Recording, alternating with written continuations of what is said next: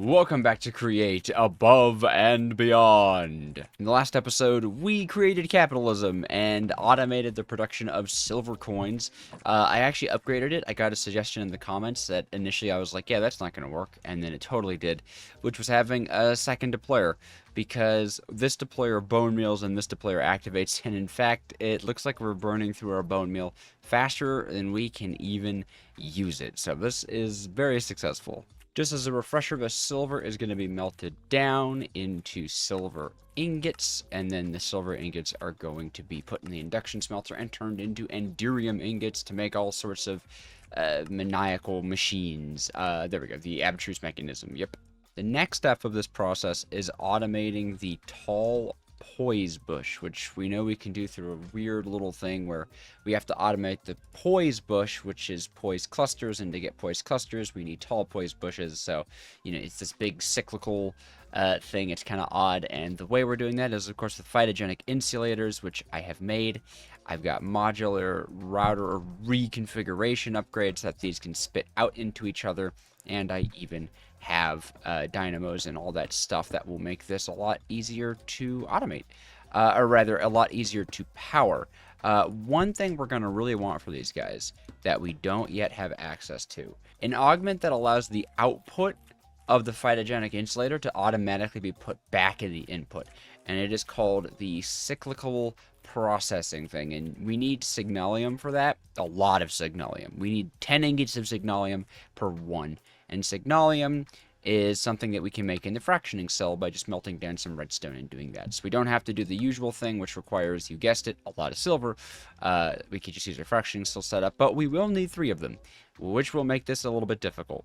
We are going to need a pretty huge amount of redstone to pull this off, though. So I'm going to start pulverizing that, and then we're going to use this amount of redstone, just compress them into blocks. It makes it faster. And hopefully this process doesn't take too terribly long, but it will take a while. Also, sorry if there was some additional background noise. I had an extra fan running. We've been having a heck of a heat wave over here, and it's been a 2-fan kind of week. Also, oh gosh, this takes forever. One thing we can do to speed it up without completely blowing out our energy production is by using the copper tier resource augment thing. I guess I don't have any copper casings, no problem, it's easy to fix. It only is a 2 times attribution instead of a 3 times upgrade. I don't know why I said attribution. It's a 2 times upgrade instead of a 3 times upgrade, which hopefully won't blow out our energy production. And while I get this set up, why don't we go do our Q&A of the day, coming in from the Discord as always, a link in the description. Today's is coming in from Dakota Pride, asking if I prefer rubidium's or Optifine's quality of life features. I don't 100% know. I haven't really compared the two of them.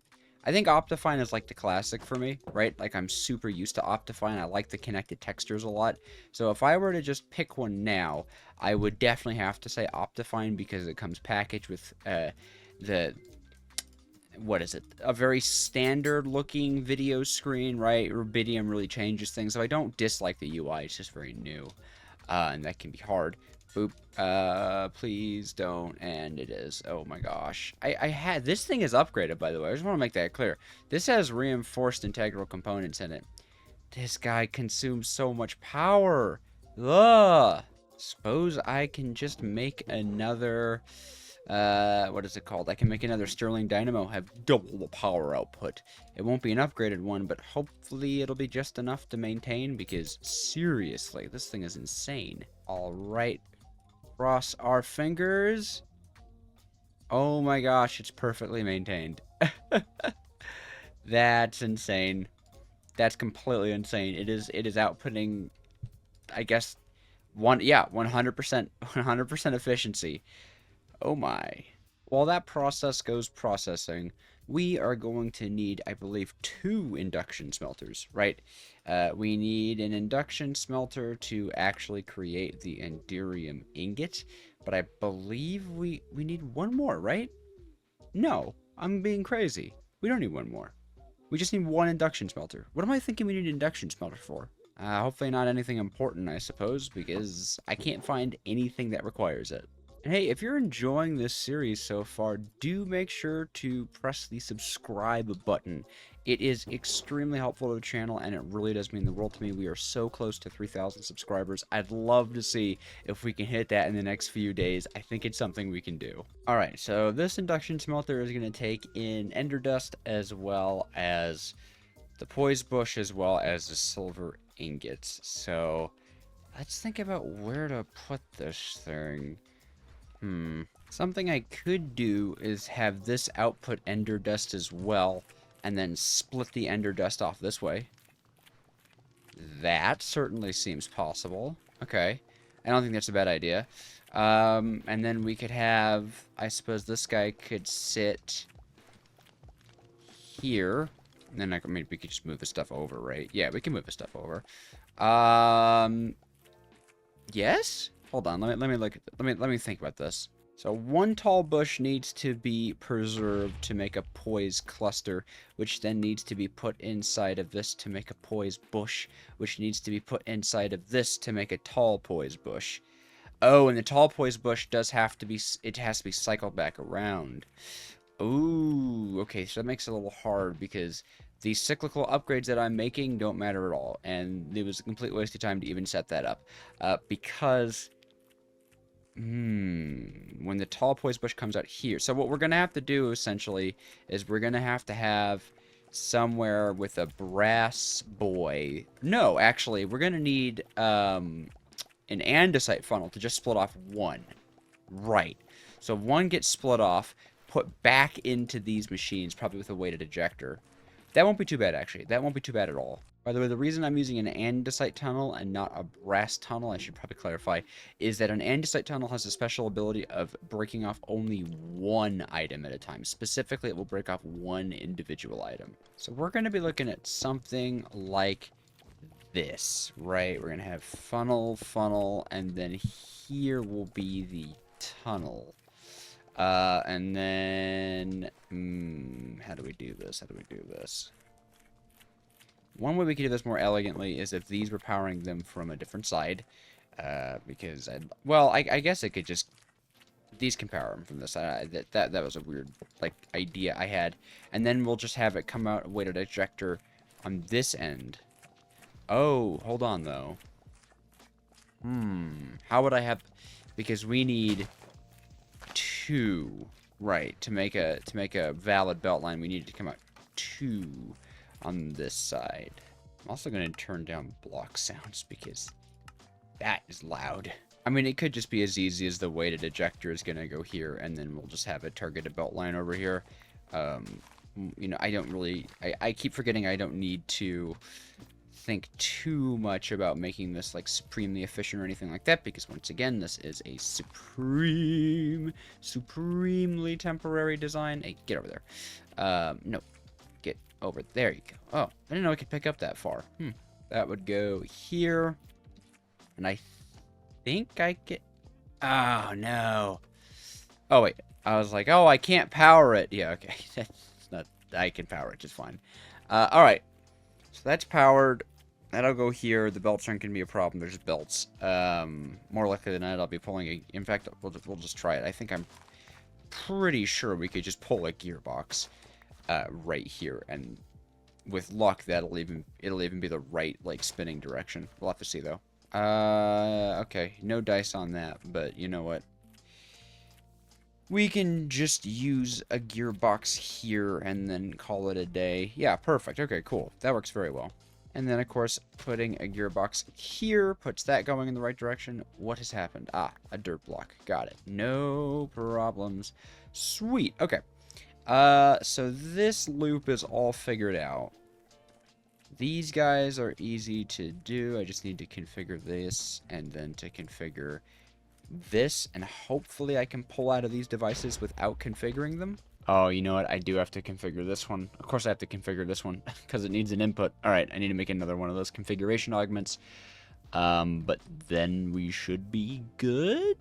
Did I call this thing a configure-do? It's called a modular reconfigurator. And one thing I almost forgot, but I'm not forgetting, is that we need to make pipes. We have to have a pipe system to pull infinite water into the phytogenic insulators because they do need water. Water is just as easy as doing your standard pump, infinite water source. I mean, you guys have seen me do this a million times. Not that hard. Oh, dang it.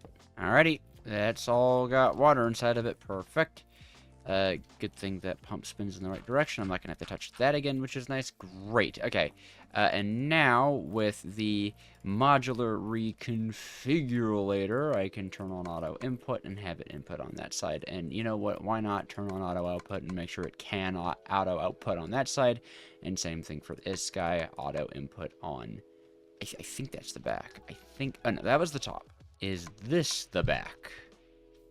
Probably. Or it's the bottom. Either one. As far as the silver goes, I have kind of a fun idea at how to get it into this thing.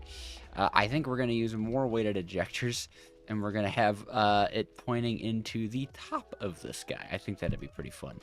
So we get our weighted ejector, and we're just going to pull it out to be somewhere in line with the silver. There we go. And I would really obviously like to have a very fine control over what silver goes in and what silver comes out of this thing. So I think I'm just going to manually take it out and melt it down. So we're going to have ourselves the heater and the casting table and all that stuff. And I want them to pretty much hopper directly into the weighted ejector. So that would mean we need, of course, a block here. That's going to be the hopper. That's going to stand on top of it. This is going to be kind of like a raised melting setup. Like so. I'll throw some coal in there, and then we just need to get some power to the melter thing. And actually, you know what? We can do the cheap thing and get some power right to the top of it. I think I can grab some cobblestone off of the crushing wheel setup. Can I just pull right out of that? Yeah, perfect. Great. So now I just need to find some way to power this guy, and then we're golden. Okay, hi, Smart Dejojotheawsome here. I set this one into the ground and connected it to this so it wouldn't be so hideous. And you know, we have a whole system built up here. Also, something I realized is ender slime is going to be a waste product from this process here. So we're gonna just use some pretty pipes to pump it into a chest. I have no idea if it's something we should be able to keep. And I think we're at a point where the silver ingots will go in here automatically, and the poise bush should not be a problem. I suppose the only way to know is to try it, and excuse me while I kill some pillagers.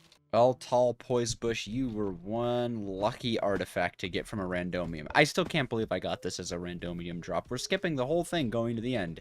We will go to the end eventually, but it doesn't have to be today. So hopefully, if I just slap this guy in here, this whole system is going to begin to work. Slowly, very slowly. We can speed this up by using PhytoGrow, but right now I just want to make sure that it functions, and then we'll get into upgrading it and all that stuff. It also looks like we're not producing... It looks like... Okay, so one of these right now takes about, what is that, 50, 10, and 10. So 70%. That should be manageable between 3 of these, yeah. I should have waited till it was daytime, not turning nighttime, because I don't really want to miss this. Hopefully between like this process and the next one, I'll be able to run around. So that, there we go. Okay, that turns it into a poise cluster. Okay, cool. So that outputted properly. Now that's going to grow, and I'm going to sleep before we get blown up. Okay, that is still growing. Perfect. That was fast enough. Actually, now I kind of wish I was not that fast, because this is boring. But that turns into... Okay, cool. And then we have this ender slime ball. So that's going to grow now. This needs to not be andesite. This needs to be brass to wait until there's 3. Where's my toolbox?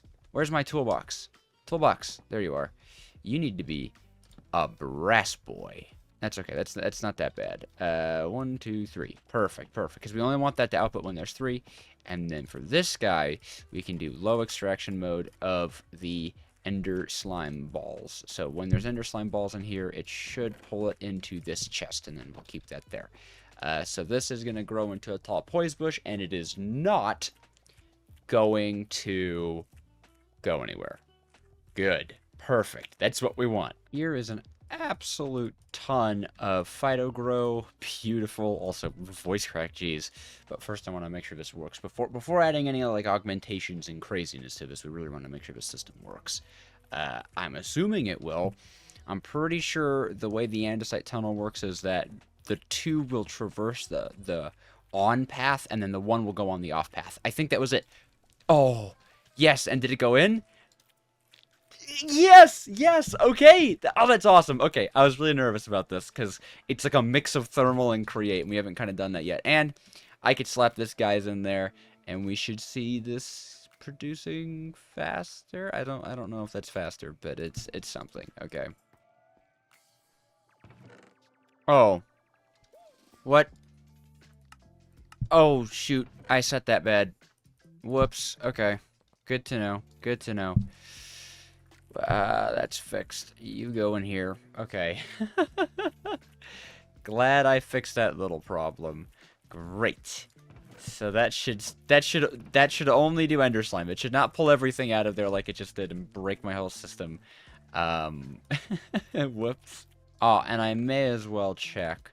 I can put these coins in here. It will begin to smelt them down with the charcoal and begin to attempt to cast them into a silver ingot.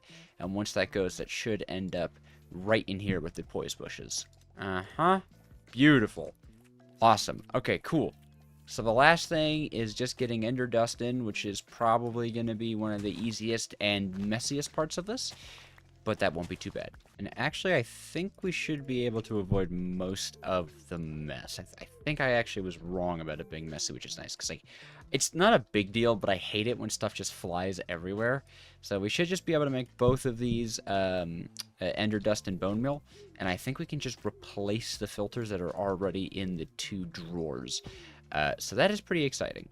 I've already got it so that the ender dust can only come up this way, and that the bone meal can only come out this way, and then bone meal can only come out this way. So bone meal has two exits, where ender dust only has one. This belt is super easy to set up because I can do this. Beautiful. We shouldn't see any ender dust, or we shouldn't see any bone meal coming through here.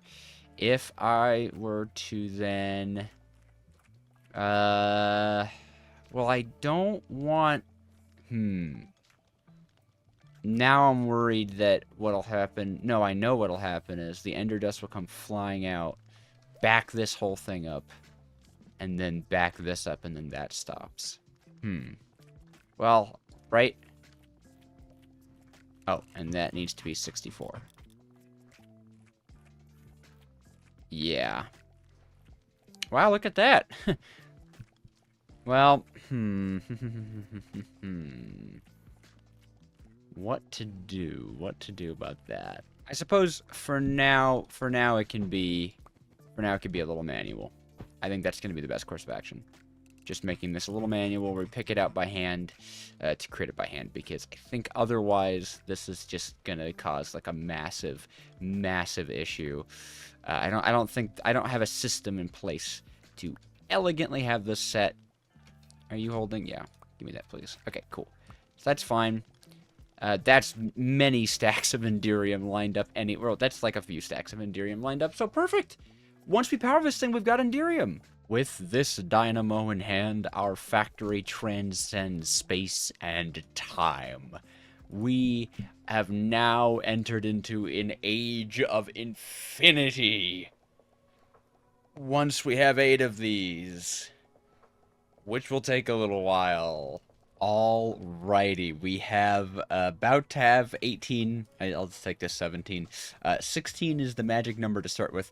Oh, and you know what? I did remember what we needed the other induction smelter for. You do need an induction smelter to actually create the enderium, it's called the obtruse mechanism. And for the obtruse mechanisms, or the ender mechanisms, to even do anything that's substantial, you need 2 of them. They're a two-way connection. So I am just going to throw 16 of those in there. They're going to begin processing and turning into something pretty amazing. And true, the last thing we need to do is combine an ender pearl with obsidian to make ender casing, and there we go. Enderium machines. And the first enderium machines that we are going to be making are ender tanks. These things are absolutely amazing. They're just so cool. Okay, let's get into them. So to make any ender stuff work, we're actually going to need some dye. I'd like to have orange dye, if possible, for these ones.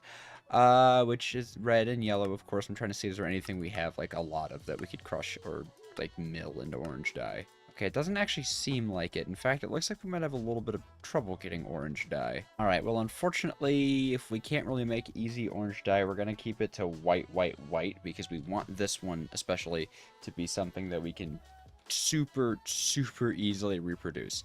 I am going to grab some fluid pipes. Where? There we go. Fluid pipes, water wheel, and a rotation speed controller. As I'm sure plenty of you are catching on, this is going to allow us to have infinite lava wherever and whenever we want. But it is going to require a little bit of finagling with this machine. So we're going to change some stuff up. Alright, so we're going to put this guy here. I don't remember which one. I think blue might be input. And essentially, once we get this thing powered, hopefully with more 256 power, which I am going to be using gearbox here, and then a line of water wheels, we should be golden. Actually, I'm not even going to use a line of water wheels. I'm going to make a little water wheel lava engine real fast, and then we're going to be absolutely swimming in stress units. Okay, this should be plenty of stress. And I wish those piglins would stop making such frightening sounds. But this should, I think each one of these should be doing 320. But to be perfectly honest, I'm a little afraid to take my helmet off, but we'll do it anyways. No, 256. Why 256?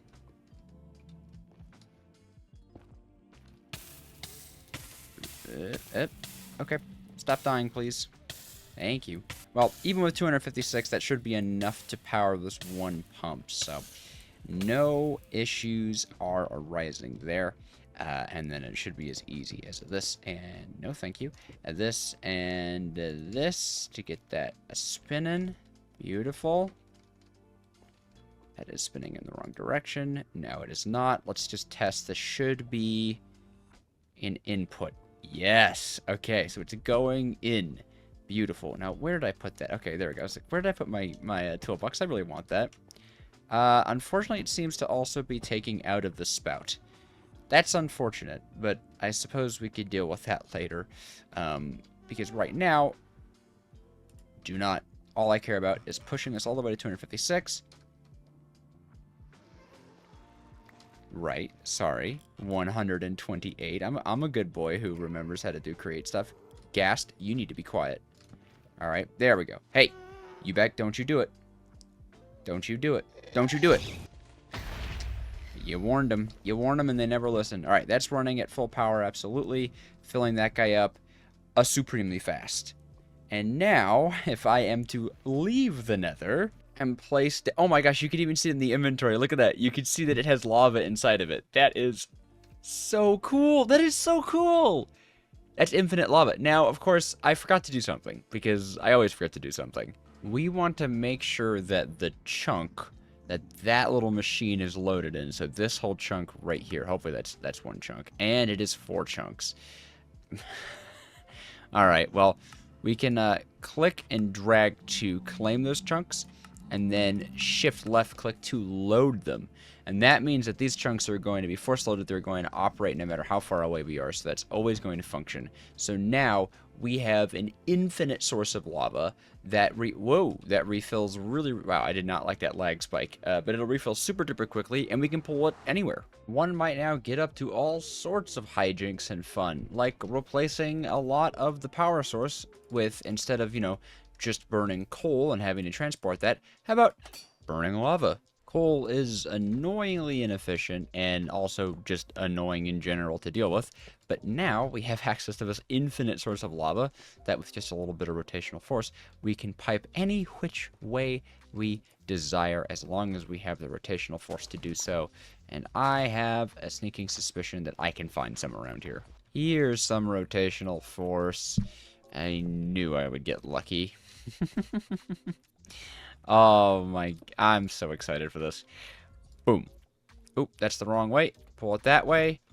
And they spring to life. Oh, don't do that, please. And they spring to life. And look at that. Look at how fast those fill.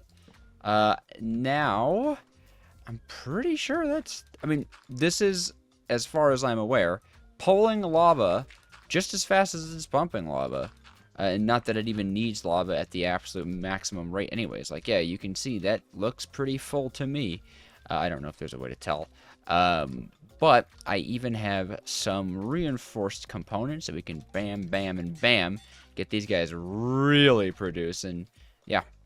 Okay, so it does seem to drain it faster than it can pull in when it's running at absolute full speed.